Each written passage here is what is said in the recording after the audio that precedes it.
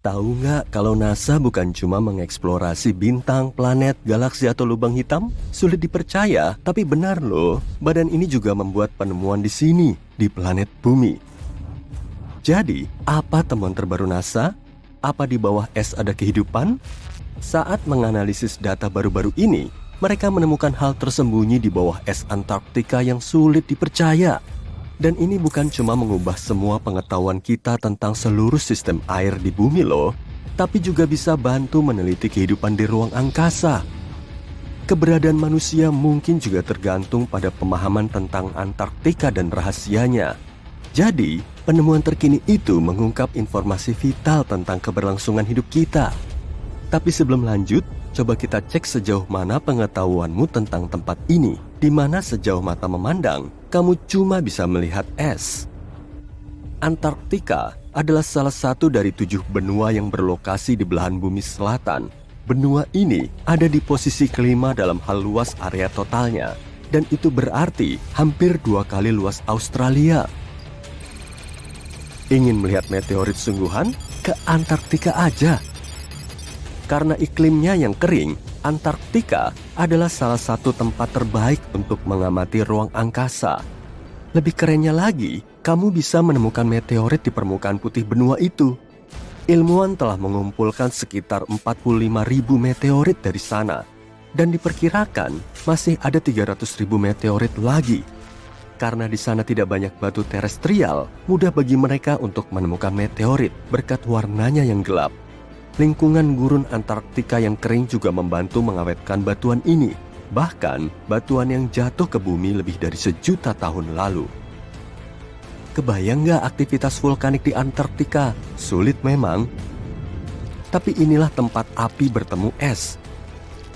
Antartika Barat adalah lokasi terjadinya sebagian besar aktivitas vulkanik.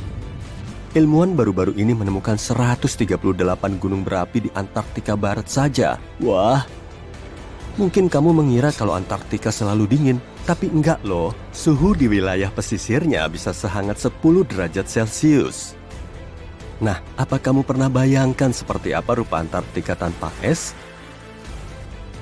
Mungkin sekarang sulit dibayangkan, tapi area ini nggak selalu tertutup es loh. Tapi itu 34 juta tahun lalu. Jadi tak ada yang bisa bercerita kayak apa permukaan benua itu tanpa es. Namun, NASA mengubah itu. Mereka bikin simulasi komputer dan menyusun peta terakurat tentang kondisi benua ini sekarang. Yang mereka lihat luar biasa. Benua ini sama sekali nggak rata, seperti kelihatannya. Antartika sangat naik turun dengan lembah, dataran bergelombang, dan gunung-gunung tinggi. Tapi ini belum apa-apa dibanding apa yang mereka temukan di bawah es Antartika. Apa itu? Genderang! NASA menemukan 2 danau baru di bawah gletser. Dan yang lebih keren lagi, mereka menemukan kedua danau ini dari ruang angkasa. Gimana caranya? Kalau jawabanmu satelit berteknologi tinggi, kamu benar. Tahun 2003, NASA meluncurkan satelit bernama ICESat. Satelit ini mengukur keseimbangan massa lembaran es dan ketinggian awan serta aerosol. Satelit itu juga membantu pembuatan peta Antartika tanpa es. Tahun 2010, Agensi Antariksa Eropa meluncurkan satelit kedua, CryoSat-2. Satelit ini bertujuan untuk melacak perubahan ketebalan es. Lalu tahun 2018, NASA meluncurkan ICESat-2 yang ketiga, yang mengikuti pesawat ruang angkasa ICESat. Satelit ini mengukur elevasi lembaran es dan ketebalan es laut. Ini adalah instrumen laser pengamat bumi tercanggih milik NASA. Satelit ini mengirimkan data dengan presisi tertinggi. Dan ketika dipadukan dengan data dari satelit lain, menemukan kedua danau baru ini di dekat sepasang danau yang lebih besar menjadi mungkin. Tapi bagaimana mungkin danau-danau ini ada sejak awal?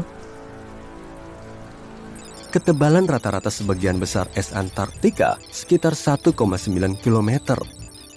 Tapi di beberapa tempat bisa melebihi 3 km, terutama di musim dingin. Jadi, mungkin kamu kira nggak ada apapun di bawah sana, tapi sains bilang sebaliknya. Mustahil melihatnya dengan mata telanjang, namun es benua itu perlahan-lahan tapi terus-menerus mengalir ke arah yang berbeda karena kekuatan beratnya. Tapi selama bertahun-tahun, ilmuwan belum tahu cara air bergerak. Hal itu mulai berubah di tahun 2007 ketika data yang dikumpulkan satelit ICET memberikan gambaran tentang apa yang disembunyikan di bawah permukaannya. Awalnya, mereka menemukan seluruh jaringan danau air lelehan yang terhubung di bawah aliran es Antartika yang mengalir deras, dan jumlahnya ada ratusan. Ahli glasiologi Scripps Institution of Oceanography, Helen Amanda Fricker, menemukan bahwa perubahan elevasi yang diukur oleh ICET terjadi karena dinamika danau-danau ini. Danau-danau ini tidak menahan air lelehan secara statis. Alih-alih, danau ini terisi dan terkuras terus-menerus dari waktu ke waktu melalui sistem saluran air. Dan saat itu, es di atasnya naik turun. Tapi kemana mengalirnya? Ke laut tentu, dan alirannya deras. Sebuah studi terkini yang salah satunya dilakukan oleh Fricker menemukan bahwa aliran satu danau menuju laut adalah sebanyak 198 miliar galon hanya dalam 3 hari.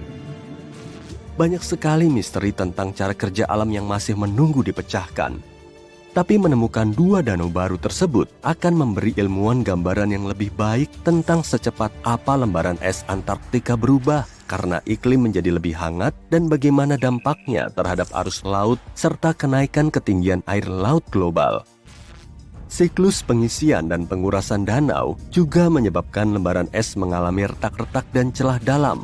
Jadi, informasi yang mereka temukan dari danau-danau baru ini juga memberi mereka pemahaman lebih baik tentang kerusakan permukaan es. Mereka juga akan mampu menilai bagaimana sistem pengisian dan pengurasan ini mempengaruhi kecepatan es tergelincir ke laut dan samudera. Dan itu berarti mereka bisa mengevaluasi bagaimana tambahan air tawar bisa mengubah ekosistem laut. Penemuan ini juga bisa menyimpulkan apa ada kehidupan di bawah es. Wih.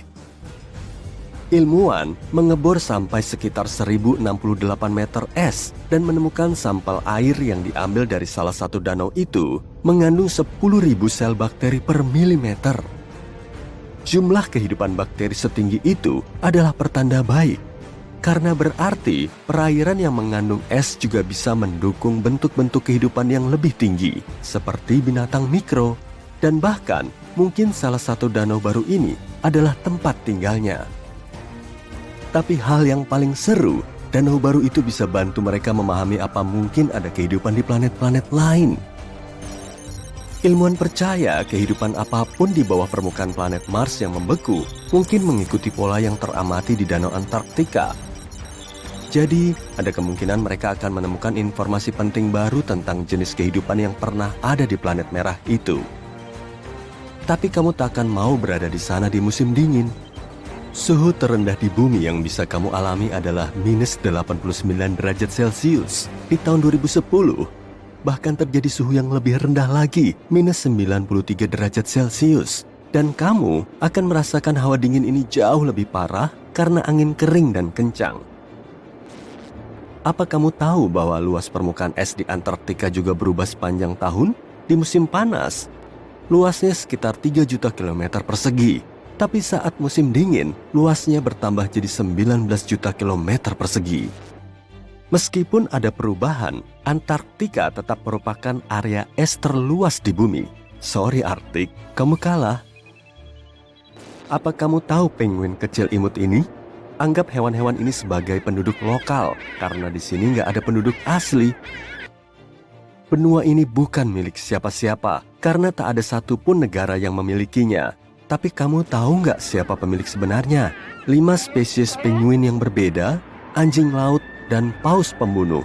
Haha.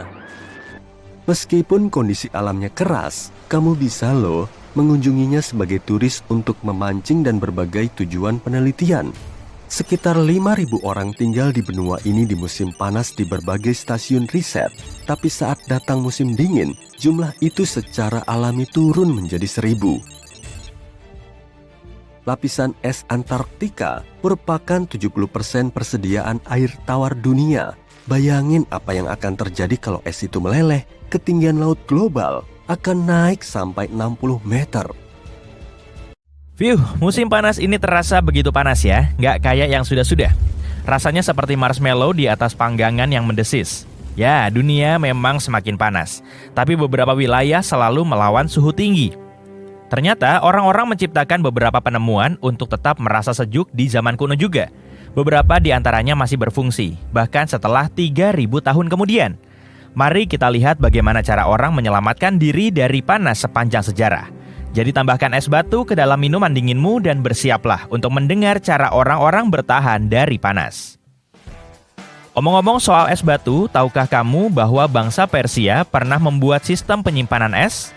Di padang pasir Persia kuno, orang-orang menemukan ide yang tidak biasa tentang cara mencegah makanan mereka meleleh. Orang-orang Persia yang cerdik ini menemukan sebuah trik fisika yang memungkinkan mereka menciptakan es di tengah gurun. Mereka menyebut struktur dingin ini yakals, yang pada dasarnya berarti lubang es. Lubang-lubang es ini bukanlah pendingin biasa. Ini seperti kulkas bawah tanah raksasa. Dari luar, lubang-lubang ini terlihat seperti struktur batu bata lumpur berbentuk kubah. Tapi di dalamnya, ada dunia yang sama sekali berbeda. Lubang-lubang es ini memiliki sistem pendingin penguapan yang ajaib. Pada malam hari, saat gurun menjadi dingin, orang Persia memanfaatkan efek pendinginan radiatif. Mereka membuat parit-parit yang dirancang dengan cerdik untuk menampung lapisan air yang tipis. Air pun membeku menentang panasnya gurun. Kemudian ada area penyimpanan persegi bawah tanah. Bangsa Persia mengumpulkan air es yang mencair dari parit-parit yang sejuk ini. Dan pada malam hari, mereka membekukannya lagi, memanfaatkan dinginnya gurun pasir secara maksimal. Untuk menambah efek pendinginan, mereka membangun dinding guna menaungi area penyimpanan dari teriknya sinar matahari di siang hari. Dan bukan hanya itu saja, mereka memiliki alat penangkap angin fantastis yang disebut badger, yang menangkap angin dan mengarahkannya langsung ke dalam lubang es. Udara segar ditambah angin sejuk, kombinasi yang luar biasa. Mereka bahkan memiliki saluran air rumit yang disebut kanat untuk membawa air ke lubang es dan rumah-rumah yang jauh dari pegunungan terdekat. Seiring berjalannya waktu, yakal ini terlupakan dalam sejarah dan teknologi modern mengambil alih. Tapi ada kabar baik juga. Beberapa orang hebat di Iran sedang merestorasi pendingin kuno ini. Jadi kalau kamu berada di padang pasir, jangan lupa untuk mengunjungi tempat-tempat menakjubkan ini dan menyaksikan kejeniusan bangsa Persia kuno secara langsung. Sekarang aku ingin lebih fokus ke penangkap anginnya, karena ini tidak hanya membantu membuat es batu, tapi juga berfungsi sebagai sistem pendingin. Pada zaman dahulu, keajaiban arsitektur yang cerdas ini sangat populer di tempat-tempat seperti Persia, yakni Iran modern, Mesir, dan Timur Tengah. Bayangkan struktur seperti menara dengan bukaan di berbagai tingkat yang ditempatkan secara strategis untuk memanfaatkan kekuatan angin alami. Bukaan-bukaan ini seperti portal ajaib untuk angin, mampu menangkap hembusan angin yang menyegarkan dan mengarahkannya langsung ke ruang keluarga. Pada dasarnya, ini adalah pendingin ruangan alami. Angin akan mengalir dengan anggun ke bawah, mendinginkan tanah saat menari-nari di dalam bangunan. Rahasianya terletak pada detailnya. Ketinggian menara, jumlah sisi, bukaan, dan posisi baling-baling interior. Semuanya berperan dalam efisiensi menara angin. Berkat penangkap angin ini, masyarakat kuno dapat menikmati suhu dalam ruangan yang nyaman tanpa berkeringat. Dapatkah kamu membayangkan hidup pada masa itu? Merasakan angin sepoi-sepoi yang berhembus di dalam rumah, membuatmu tetap merasa segar dan sejuk. Orang Persia sering dianggap berjasa dalam menciptakan penangkap angin yang mengagumkan ini. Tapi jangan lupakan Mesir. Di sana kamu bisa menemukan jejak struktur serupa yang berasal dari tahun 1300 sebelum Masehi. Ya, penemuan penangkap angin mungkin terjadi di Mesir kuno, tapi Yazd di Iran adalah kota dengan jumlah penangkap angin terbanyak. Orang-orang tidak akan bisa hidup di sana tanpa AC kuno ini karena hampir tidak ada hujan di daerah tersebut sepanjang tahun. Sekarang mari kita lihat eksterior berkulit ganda yang berlubang ini. Bayangkan mendandani bangunan dengan layar berlubang yang mewah. Ini seperti mendandani eksteriornya dengan penuh gaya, sekaligus menjaga agar tetap sejuk di dalamnya. Teknik jenius ini, pertama, menyebarkan cahaya matahari alami, jadi tidak ada sinar matahari yang menyilaukan. Layar ini juga menawarkan keteduhan secara profesional, mengistirahatkan interior bangunan dari teriknya sinar matahari. Anggap saja sebagai pelindung matahari alami untuk rumah. Menempatkan layar ini sekitar 1 meter dari dinding luar akan menciptakan lorong yang semilir untuk sirkulasi udara segar. Dan ini juga menambahkan sentuhan keanggunan pada bangunan. Struktur ini kadang disebut jali. Suhu rata-rata di siang hari Jaipur, India misalnya adalah sekitar 37 derajat Celcius. Jadi struktur ini adalah penyelamat kehidupan. Jali hadir dalam berbagai bentuk, dibuat dari semen, tanah, dan kayu. Ini merupakan sebuah simbol budaya yang tertanam kuat dalam arsitektur India. Kamu bisa menemukan kehadirannya yang menawan di bangunan-bangunan bersejarah yang ikonik, seperti Taj Mahal yang megah dan Red Fort yang megah di Delhi. Tapi ini bukan hanya sesuatu dari masa lalu. Ini masih mengguncang dunia arsitektur modern, dan pesonanya telah memicu kreativitas para seniman dan desainer di seluruh dunia. Jali menghiasi eksterior bangunan. Penampang melintangnya menunjukkan bukaan yang lebih besar di bagian luar dan bukaan yang lebih kecil di bagian dalam. Disinilah efek Venturi berperan dalam memamerkan kehebatan fisika. Saat udara mengalir melalui lorong yang menyempit, kecepatannya bertambah, menciptakan perbedaan tekanan antara bagian dalam dan luar bangunan. Udara yang berhembus dengan kecepatan yang lebih tinggi akan terkompresi, dan ketika dilepaskan, udara akan menjadi dingin. Masrabia adalah kisi-kisi kayu atau kasa yang digunakan di Timur Tengah dan Afrika Utara. Keajaiban dekoratif ini seperti tirai jendela. Ini tidak hanya terlihat cantik tapi juga cerdas. Kisi-kisi ini memberi privasi, menaungimu dari sinar matahari dan udara segar dan cahaya bisa masuk. Beberapa orang juga menambahkan pot tanah liat berisi air, pasir, atau jerami basah ke dalam desainnya. Saat berhembus melalui lubang-lubang, udara panas juga melewati permukaan pot yang berpori. Kelembapan di dalamnya menguap, lantas mendinginkan udara. Ini adalah teknik berbiaya rendah yang sempurna untuk iklim panas dan kering. Ini ramah lingkungan dan tidak memerlukan listrik. Sekarang, mari kita maju ke masa kini. Para desainer semakin kreatif, memadukan kearifan tradisional dengan teknologi modern. Di Menara Al-Bahar Abu Dhabi, mereka juga melakukannya. Bayangkan lebih dari 2.000 panel heksagonal yang menari mengikuti gerakan matahari, memberikan keteduhan pada interior bangunan. Penguapan air adalah senjata rahasia lainnya bagi orang-orang kuno. Sederhana namun sangat efektif.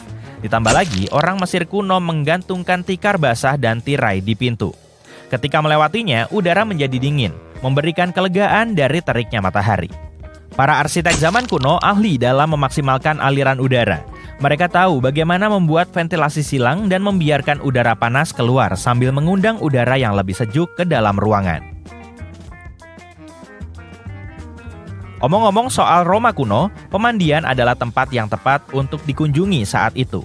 Tempat ini seperti pusat komunitas, orang-orang berkumpul untuk mengobrol tentang politik, berolahraga, dan tentu saja berendam dengan santai. Frigidarium adalah tempat yang sejuk di pemandian Romawi. Setelah berendam air panas di Caldarium, orang-orang Romawi bergegas ke kolam raksasa ini untuk bersantai. Kemudian di beberapa tempat seperti Kapadokia di Turki, orang-orang pergi ke bawah tanah untuk bersembunyi dari panas. Mereka memahat tempat tinggal yang nyaman di batu vulkanik, memanfaatkan kekuatan pendinginan alami bumi. Jadi, pelajaran yang bisa kita ambil di sini sederhana. Arsitek dan desainer dapat menciptakan keajaiban dengan menggabungkan tradisi lokal dengan teknologi pintar. Death Valley di California punya suhu tertinggi yang terdaftar secara resmi hingga saat ini, yakni 57 derajat Celcius pada tahun 1913. Sementara itu, rekor terik di Afrika mencapai 55 derajat Celcius di Kebili, Tunisia, seperti yang tercatat pada tahun 1931. Di Eropa, suhu tertinggi yang pernah didokumentasikan mencapai hampir 49 derajat Celcius di Sisilia pada bulan Agustus tahun 2021. Kemudian pada tahun 2022, Inggris mengalami musim panas terpanas sepanjang masa. Wilayah vulkanis terbesar di bumi tidak berada di Afrika atau Jepang, melainkan di bawah es Antartika. Para ilmuwan menemukan 138 gunung berapi di bagian baratnya. Jika mereka bergejolak, kamu pasti akan menyadarinya. Gunung-gunung ini bisa mencairkan es dalam jumlah besar dan membuatnya berpindah ke lautan, menaikkan permukaan air laut, dan membuat planet kita tak bisa dihuni manusia. Tapi sebelum kamu berkemas untuk terbang ke planet lain, dengerin ini dulu yuk. Hanya 2 gunung berapi Antartika yang secara resmi dikategorikan aktif dan dibutuhkan serangkaian letusan dari dekade ke dekade untuk memberi dampak serius pada seluruh dunia. Gunung Erebus, salah satu dari 2 gunung berapi Antartika yang masih aktif, menyandang predikat sebagai gunung berapi paling aktif di bagian selatan dunia. Gunung ini terus meletus setidaknya sejak tahun 1962. Erebus mengeluarkan gumpalan gas dan uap, bahkan terkadang memuntahkan bebatuan yang disebut para ilmuwan sebagai erupsi strombolian. Salah satu fitur paling kerennya adalah danau lava di salah satu kawah puncaknya dengan material cair di permukaannya. Danau seperti ini agak langka karena membutuhkan kondisi tertentu untuk memastikan permukaannya tak pernah membeku. Gunung berapi aktif kedua adalah Pulau Deception, sebuah daratan berbentuk tapal kuda. Ini adalah kaldera gunung berapi aktif yang terakhir kali meletus lebih dari 50 tahun lalu. Para ilmuwan yang memantaunya mengatakan gunung ini tidak akan meletus lagi dalam waktu dekat. Antartika juga memiliki banyak fumarol. Fumarol adalah ventilasi vulkanik yang melepaskan gas dan uap ke udara. Dalam kondisi yang tepat, muntahannya bisa cukup untuk membangun menara es fumarol hingga setinggi 3 meter. Para ilmuwan mengawasi gunung berapi Antartika dengan seismometer yang mendeteksi ketika bumi mulai bergetar akibat aktivitas vulkanis. Terkadang mereka juga menggunakan teknologi yang lebih rumit, tapi itu semua sangat menantang karena jauhnya wilayah kutub ini dan sangat sulit untuk sampai ke sana. Itulah kenapa tidak ada yang bisa memprediksi kapan salah satu gunung berapi yang tengah tertidur di benua ini akan meletus. Kita bisa menebak seperti apa kondisi ini jika menganalisis peristiwa dari hampir 20.000 tahun yang lalu. Yuk kita mulai. Pada masa itu, salah satu gunung berapi yang tertidur di Antartika, Gunung Takahe, mengalami serangkaian letusan dan memuntahkan sejumlah besar halogen yang kaya akan ozon. Beberapa ilmuwan mengatakan peristiwa ini menghangatkan belahan bumi selatan. Gletser mulai mencair dan membantu mengakhiri zaman es terakhir. Agar peristiwa ini terulang kembali, kita butuh serangkaian letusan dengan zat yang kaya akan halogen dari satu atau beberapa gunung berapi yang sekarang berada di atas es. Kemungkinannya sangat kecil, tapi karena sudah terjadi di masa lalu, ini tidak sepenuhnya mustahil. Untuk gunung berapi yang bersembunyi di bawah lapisan es tebal, sepertinya gasnya tidak akan sampai ke atmosfer, tapi gas ini cukup kuat untuk melelehkan gua-gua besar di dasar es dan menghasilkan air lelehan dalam jumlah besar. Lapisan es Antartika Barat basah dan tidak membeku di dasarnya, sehingga air yang mencair ini akan bekerja sebagai pelumas dan segera menggerakkan es di atasnya. Volume air yang dihasilkan gunung berapi besar sekalipun tidak ada apa-apanya dibandingkan volume es di atasnya. Jadi satu letusan saja tidak akan berpengaruh. Tapi beberapa gunung berapi yang meletus di dekat atau di bawah salah satu aliran es besar Antartika Barat akan berpengaruh. Aliran es tersebut adalah sungai es yang membawa sebagian besar air beku di Antartika ke lautan. Jika kecepatannya berubah dan membawa air dalam jumlah yang tidak biasa ke dalam lautan, permukaannya akan naik. Saat es semakin menipis, akan ada lebih banyak letusan baru. Para ilmuwan menyebutnya efek runaway. Hal seperti itu terjadi di Islandia. Jumlah letusan gunung berapi meningkat ketika gletser mulai surut pada akhir zaman es terakhir. Sepertinya untuk memberi perubahan besar, beberapa gunung berapi kuat di atas es dengan gas yang penuh dengan halogen harus aktif dalam jarak beberapa dekade dan tetap bertahan selama puluhan hingga ratusan tahun.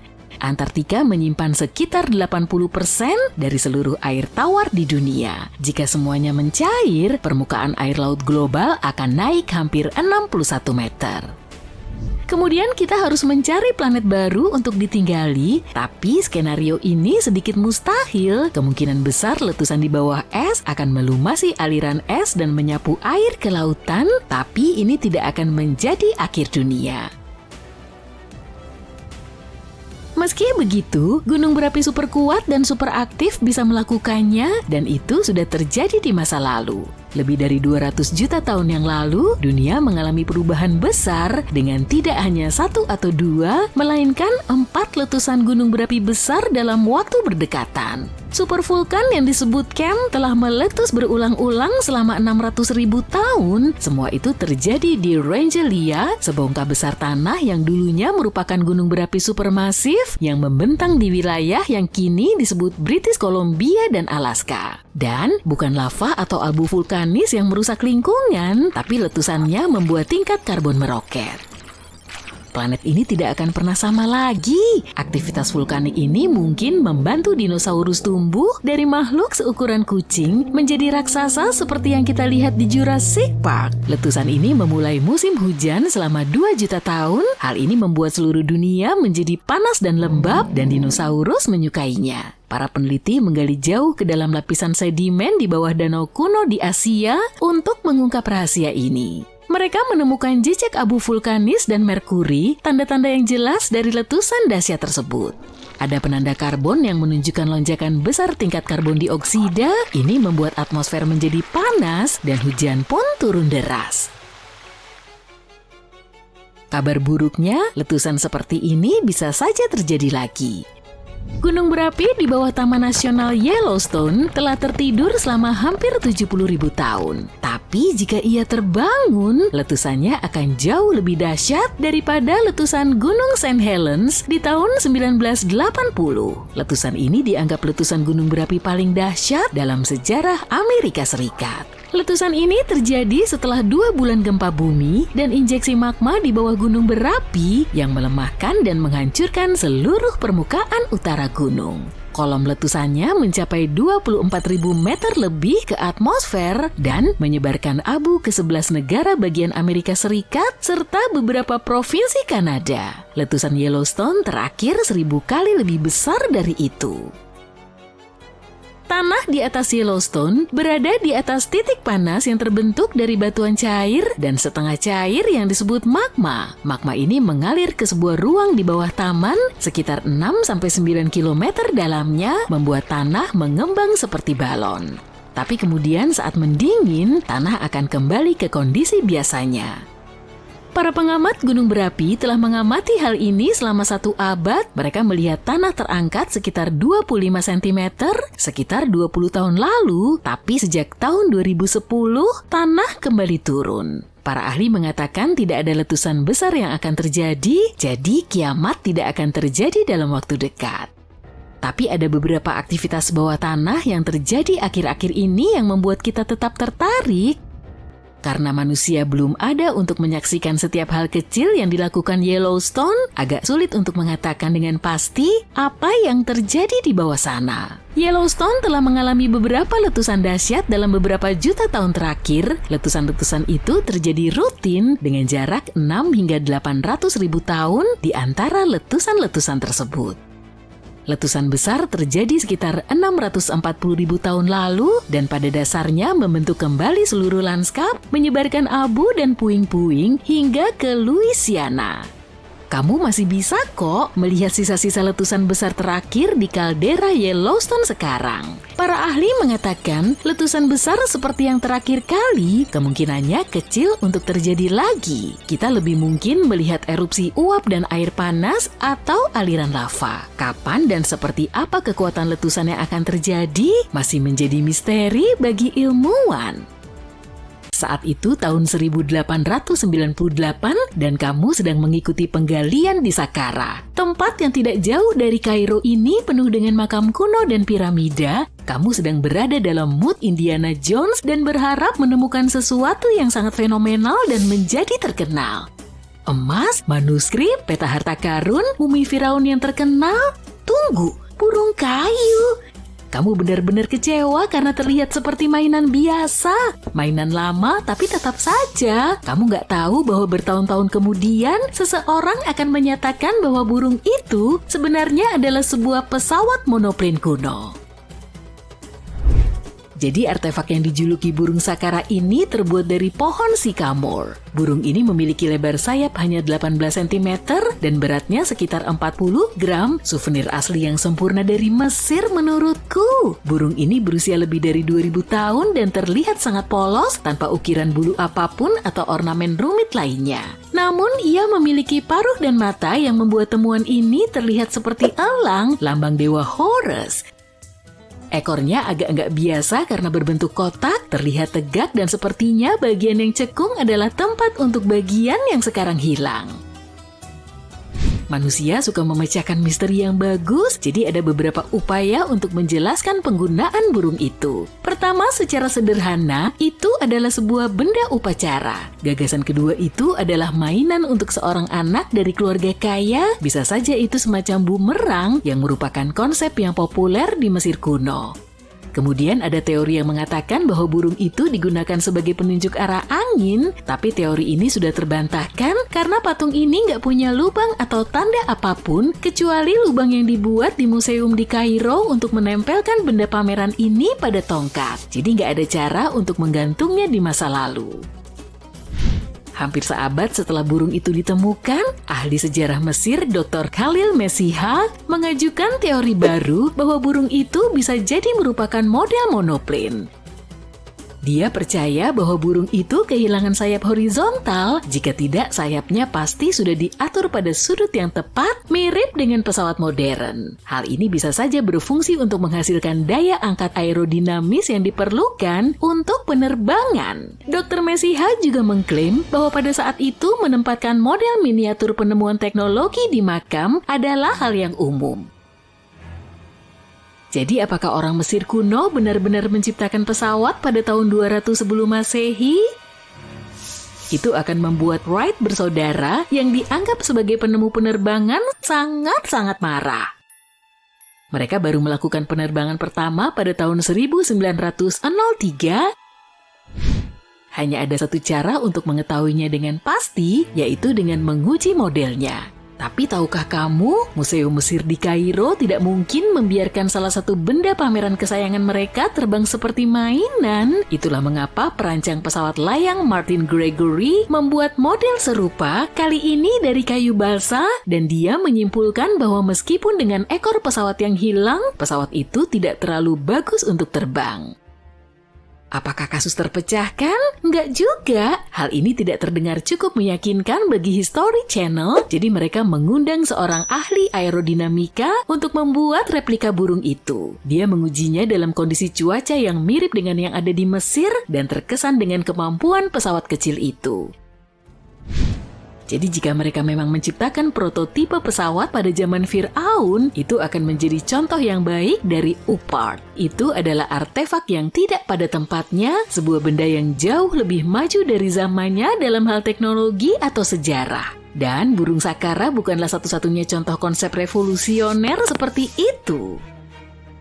Pada tahun 1901, sekelompok penyelam mengambil mekanisme Antikythera dari bangkai kapal bawah laut di dekat pulau Antikythera Yunani. Mekanisme ini dijuluki komputer analog pertama di dunia dan saat ini diperkirakan berasal dari tahun 100 sebelum Masehi.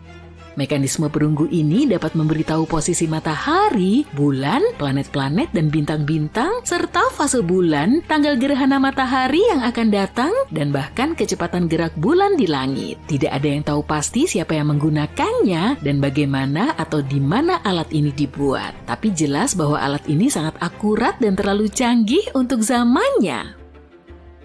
Kloset siram pertama di dunia ditemukan pada pertengahan abad ke-20. Hanya bercanda, bangsa Minua kuno di Pulau Kreta di Mediterania dan peradaban lembah Indus menemukan penemuan brilian ini pada waktu yang sama, sekitar 4.000 tahun yang lalu. Pipa dan sanitasi dibuat dengan sangat baik sehingga tidak ada yang berhasil merancang sesuatu yang lebih baik sampai 2000 tahun kemudian. Salah satu kloset minua kuno ditemukan di Istana Knossos. Kelihatannya kloset ini punya tempat duduk kayu yang diletakkan di atas terowongan yang mengalirkan air dari waduk di atap ke saluran pembuangan bawah tanah. Versi lain mendapatkan air dari kendi dan hanya orang-orang super kaya yang mampu membeli semua kemewahan ini. Jadi jika kamu ingin membeli real estate saat itu, kloset siram akan menjadi tanda bahwa kamu berada di lingkungan orang kaya. Pintu otomatis menjadi penemuan yang keren dan tampaknya baru pada tahun 1931, tetapi teknologi di baliknya sebenarnya jauh lebih tua, bayangkan saja dari abad ke-1 Masehi. Matematikawan dan insinyur Heron dari Alexandria menemukan sistem hidrolik untuk membuka dan menutup pintu kuil. Untuk menjalankannya, kamu harus menyalakan api untuk menghasilkan panas. Ada sebuah pot kuningan di bawah api setengah terisi air. Sang penemu menghubungkan pot kuningan tersebut ke wadah yang berfungsi sebagai pemberat. Ketika api menyala, air berpindah ke dalam wadah, wadah turun dan menarik talinya. Ini bukan seperti pintu supermarket yang terbuka di depanmu ya sebelum kamu sempat berpikir. Pintu Heron membutuhkan waktu berjam-jam untuk terbuka dan tidak ada cara untuk menghentikan prosesnya. Itu sebabnya mereka hanya membuka pintu sekali sehari sebelum orang-orang memasuki kuil untuk menambah kesan mistis di kuil selama upacara. Seram!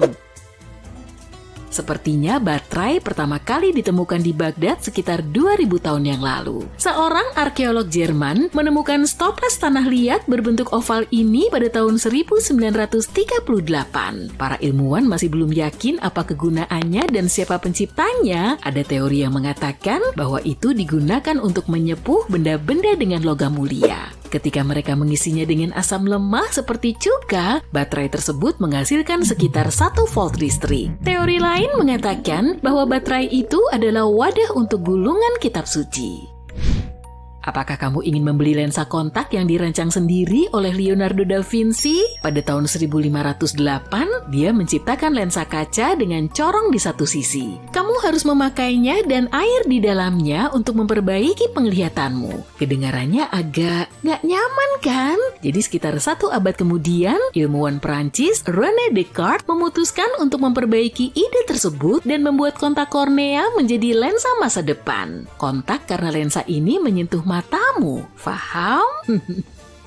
Tabung kaca yang diisi dengan cairan memang membantu meningkatkan penglihatan, tapi sayangnya berkedip tidak mungkin dilakukan. 2,5 abad kemudian, teknologi baru dalam industri kaca memungkinkan para ilmuwan mendesain lensa kontak yang bisa masuk ke dalam mata dan bahkan membuat pemakainya bisa berkedip. Terima kasih teman-teman. Namun lensa-lensa tersebut terbuat dari kaca yang ditiup dan tidak memungkinkan mata untuk bernapas. Sekitar 50 tahun kemudian, lensa kontak menjadi plastik, ringan, tidak mudah pecah dan tahan gores, tapi tetap menutupi seluruh mata. Kemudian pada tahun 1948, seorang teknisi optik Inggris secara nggak sengaja mengamplas lensa plastik dan menemukan bahwa lensa tersebut masih bisa digunakan meskipun hanya menutupi kornea.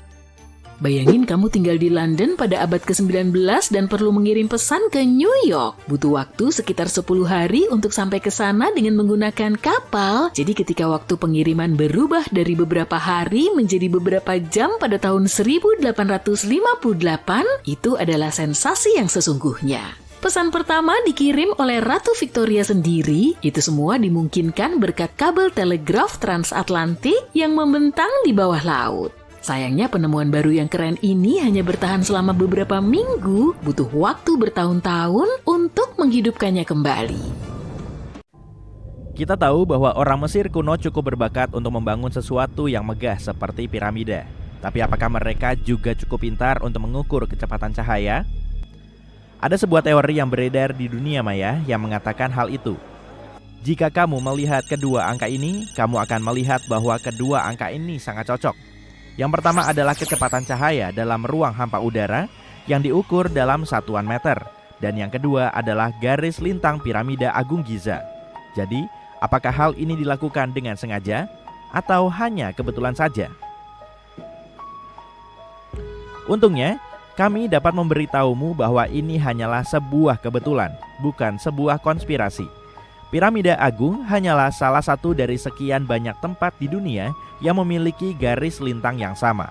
Dan yang lebih penting lagi, bahkan jika orang Mesir kuno entah bagaimana telah mengukur kecepatan cahaya dan memilih untuk merahasiakannya dari seluruh dunia, mereka tidak akan menggunakan meteran untuk mencatatnya. Meter baru ditemukan pada akhir abad ke-18. Para pembangun piramida menggunakan satuan ukuran yang berbeda yang disebut hasta. Satu hasta sama dengan 0,45 meter. Hasta didasarkan pada panjang lengan dari siku ke ujung jari tengah dan menjadi populer di dunia kuno.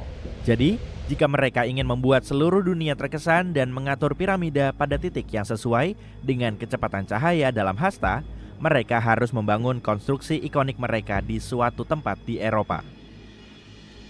Dan astronom Denmark yang pertama kali mengukur kecepatan cahaya pada tahun 1676 pasti akan sangat kecewa saat mengetahui bahwa seseorang telah melakukannya berabad-abad sebelumnya. Jadi, meskipun mereka lebih maju dari zamannya dalam banyak aspek, orang Mesir kuno tidak pernah mengukur kecepatan cahaya atau menggunakan garis bujur dan garis lintang untuk memetakan lokasi mereka.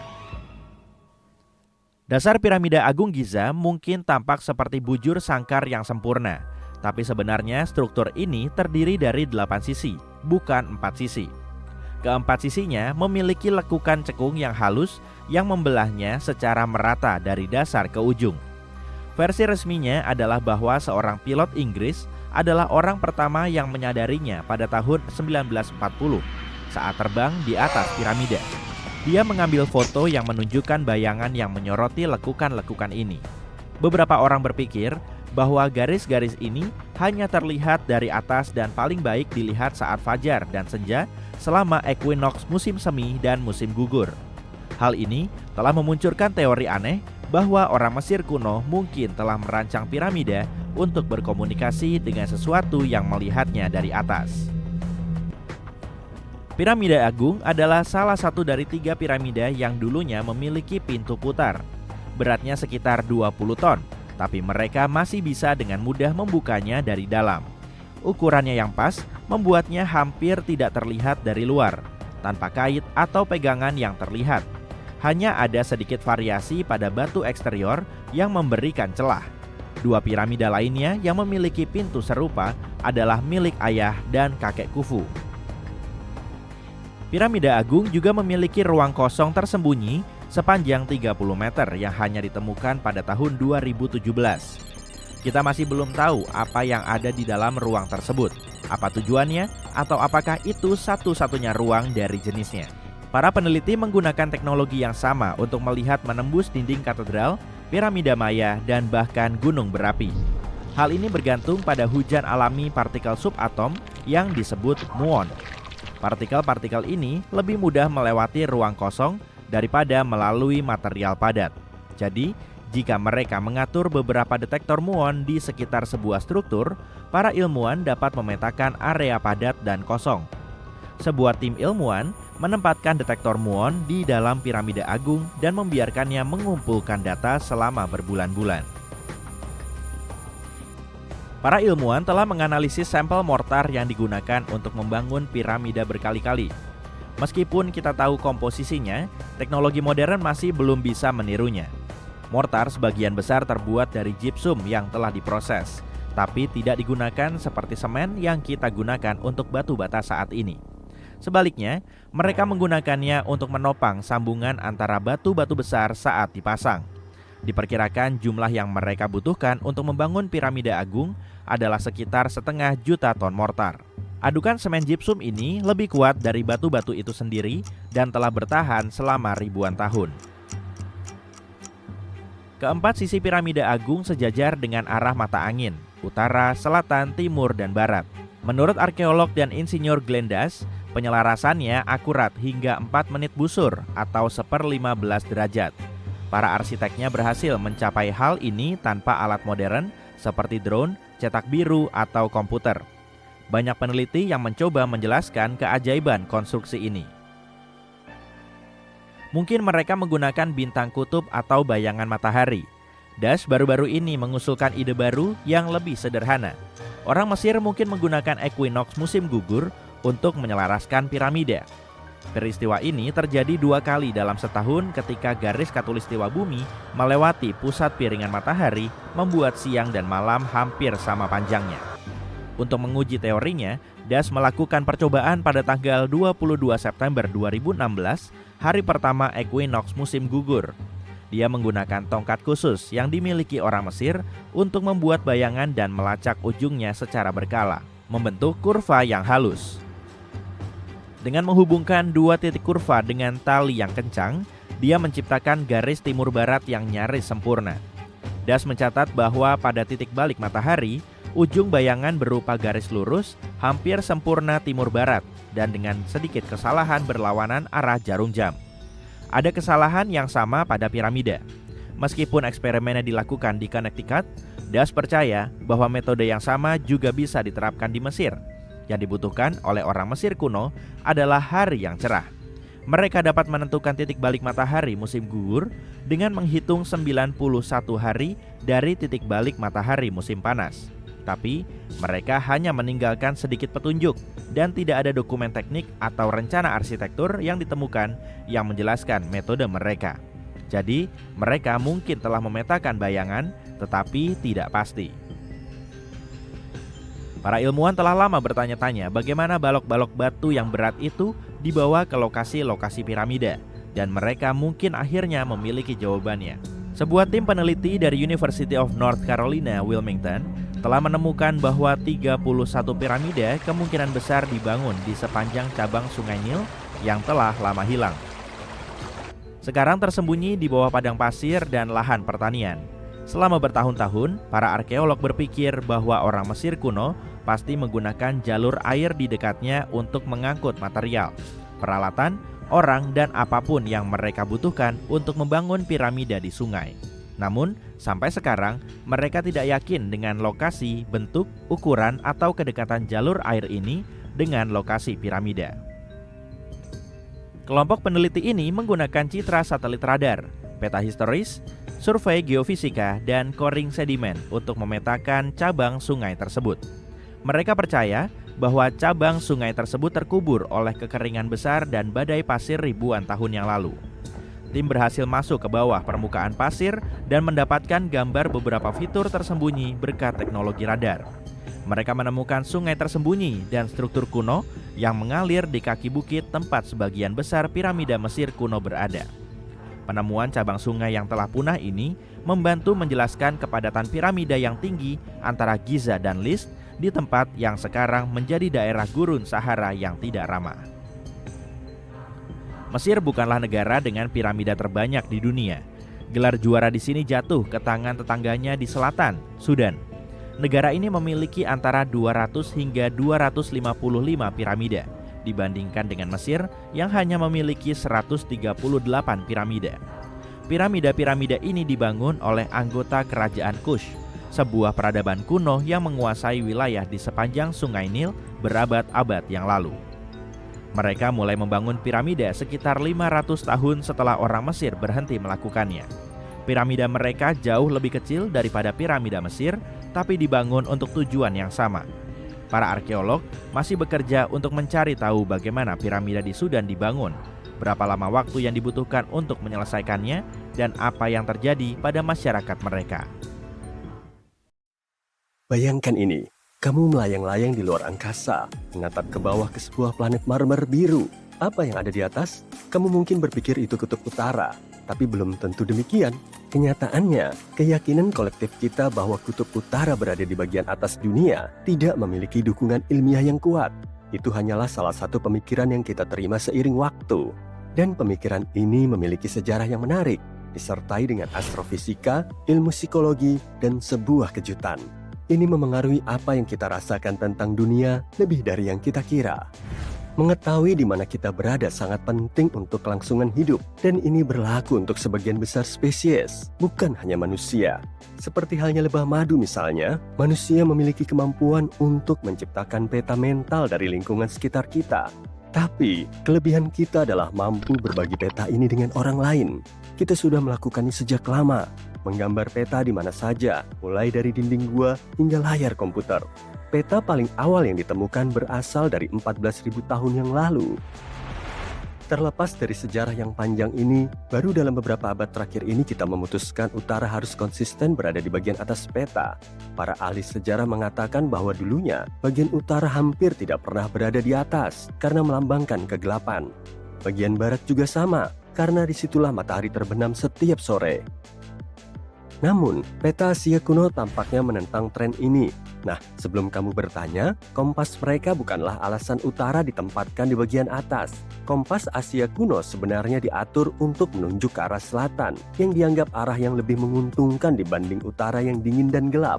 Tapi dalam peta-peta ini, kaisar yang tinggal di utara selalu ditempatkan di bagian atas, dengan rakyatnya yang setia menatap ke atas ke arahnya.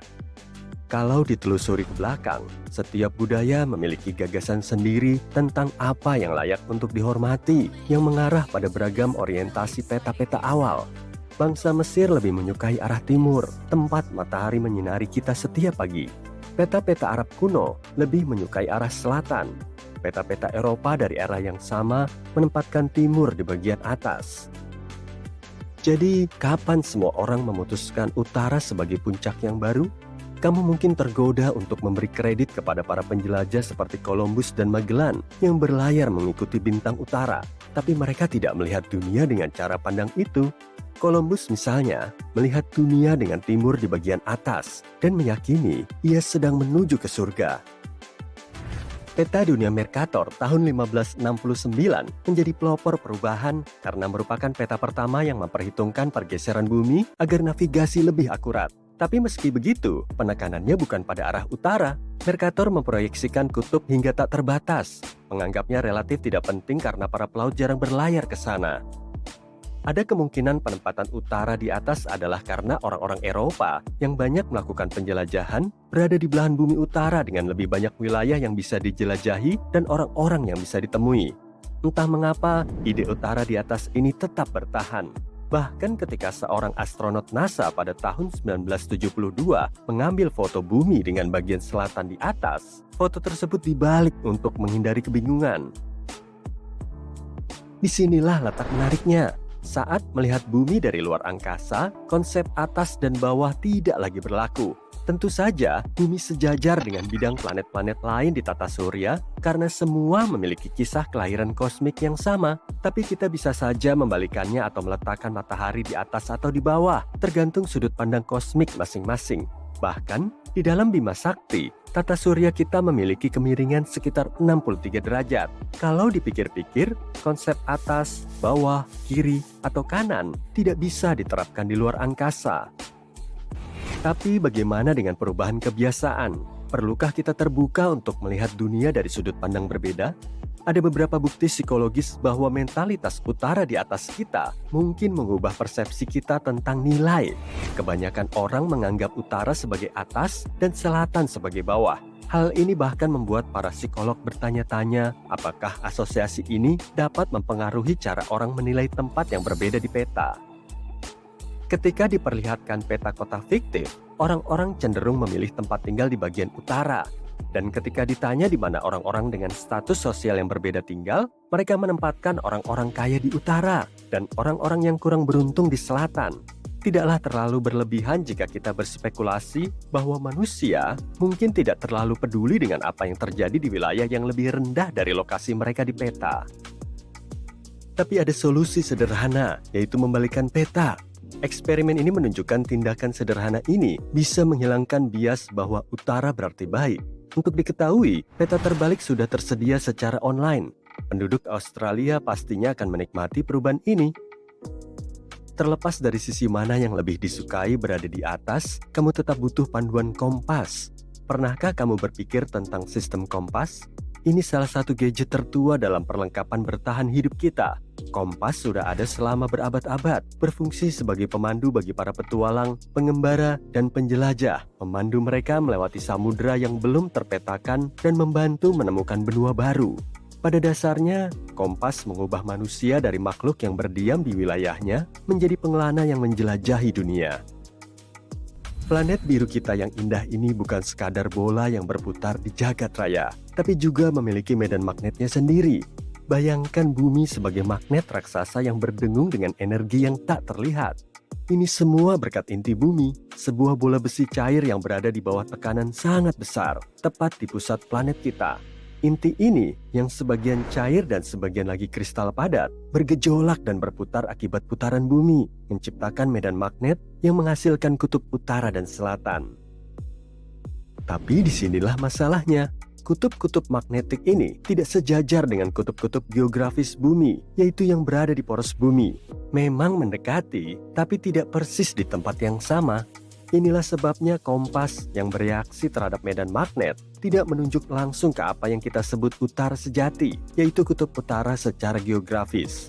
Sebaliknya, kompas ini menunjuk ke utara magnetik yang terletak sedikit melenceng dari utara sejati. Tapi jangan khawatir, ini cukup dekat untuk membawa kita ke tempat yang ingin kita tuju. Ayo kita bahas lebih lanjut tentang utara sejati versus utara magnetik ini. Ingat berita dari bulan September 2019 ketika untuk pertama kalinya dalam lebih dari 360 tahun, kompas di Greenwich menunjuk ke arah utara sejati? Itu kejadian yang cukup langka. Biasanya, kompas menunjuk ke arah utara magnetik yang titiknya berubah-ubah pada peta. Titik ini berubah dan bergeser seiring waktu, mengikuti pergeseran inti bumi. Di sisi lain, arah utara sejati mengacu pada kutub utara geografis, sebuah titik spesifik yang tidak berubah di permukaan bumi. Jadi, ketika memegang kompas, yang kamu lihat adalah arah utara magnetik, bukan arah utara sejati. Disinilah segalanya menjadi lebih menarik. Sudut antara arah utara sejati dan utara magnetik seperti yang ditunjukkan oleh kompas disebut deklinasi. Ini kata yang rumit untuk konsep yang sederhana. Nah, karena medan magnet bumi bukan sesuatu yang sederhana dan pasti, akibatnya ada lonjakan dan penurunan. Deklinasi tidak sama di semua tempat. Ini bervariasi dari satu tempat ke tempat lain. Selain itu, berikut ini bahan penyusun kompas. Ada jarum kecil dari logam yang telah dimagnetisasi, biasanya berbahan besi. Jarum ini diletakkan di atas ujung runcing atau poros dan dibiarkan mengapung di dalam cairan yang biasanya berupa minyak mineral atau sejenisnya. Ini memungkinkan jarum berputar dan menari mengikuti medan magnet bumi. Ketika meletakkan kompas di tangan, jarum akan diam dan menunjuk ke arah utara magnetik. Sekarang, lihatlah kompasmu dan kamu akan mendapati garis-garis kecil. Ini disebut derajat. Menariknya, ujung jarum yang berwarna merah selalu menunjuk ke arah utara, dan ujung berwarna putih atau hitam selalu menunjuk ke selatan. Itulah arah tarian kompasmu. Selain itu, seringkali ada tanda panah pada penutup kompas, tepat di bagian atas. Itulah panah orientasimu.